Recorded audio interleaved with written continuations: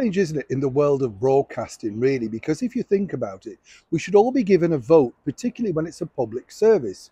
When you look back, really, when broadcasting started, the major channels, they decided to put on things that you liked, and then they hoped that you would tune in each week. Now over here, particularly with the BBC, the British Broadcasting Corporation, they found out very much the hard way that in fact paying people millions of pounds doesn't necessarily mean a ratings hit.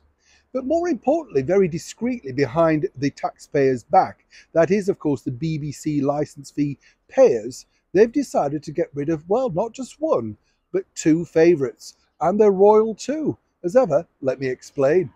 Hi, good morning. Nice to see you. Hope you're well today. I'm keeping well, whatever you're doing. Beautiful vision, isn't it, behind me? I'm not talking about me, of course. What do you mean, not you, Neil? Yes, I know.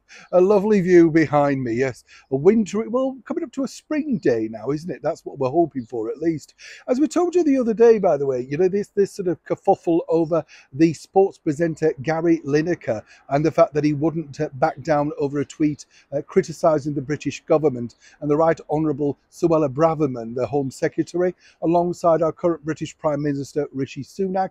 Well, the BBC then decided to rest him, as the term goes in the world of show business. And then, of course, a lot of people came out in support of him. Guess what, though? The show got higher ratings than when he actually presented it. So actually, they've saved quite a bit of money. A lot of people over here are willing him not to turn back because that's 1.3 million a year. But what the BBC are doing behind your back is simply this. There are the BBC choir singers and certain elements of the BBC orchestra. They've been running now over 70 years. Very discreetly, very quietly, they're trying to demolish them, so that we don't get an opportunity to see or hear them again. This is all in a cost-cutting drive. Now, this has really exploded, as one can imagine, over here, because once again, it's the people, you and I, particularly if you live in the United Kingdom, that have no say as to whether these particular services should be removed.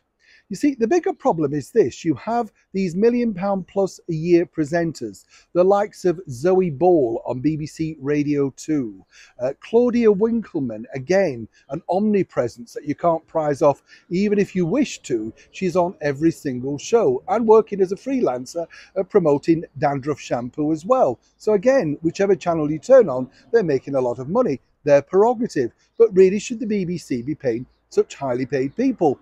And then, of course, you've got the ubiquitous Gary Lineker at 1.3 million a year, 400,000 for the two pundits each sitting alongside him on Match of the Day.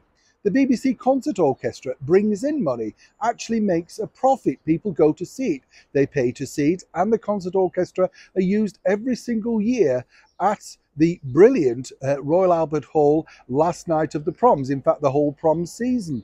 Last year, let me tell you, Charlotte Moore, who's the head of the BBC content, actually only popped into the proms for around about an hour, stayed and said, yes, it's marvellous, and disappeared. Not exactly dedication, is it?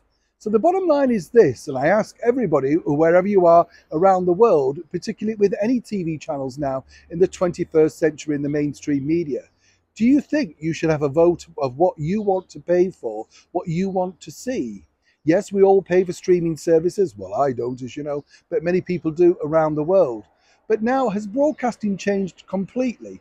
And should an institution like the BBC actually confer to the people that actually pay their wages, or are in their right to simply wipe everything away? As ever, I'd love to know what you think to this particular story in the comments below. Neil Sean in the very heart of England.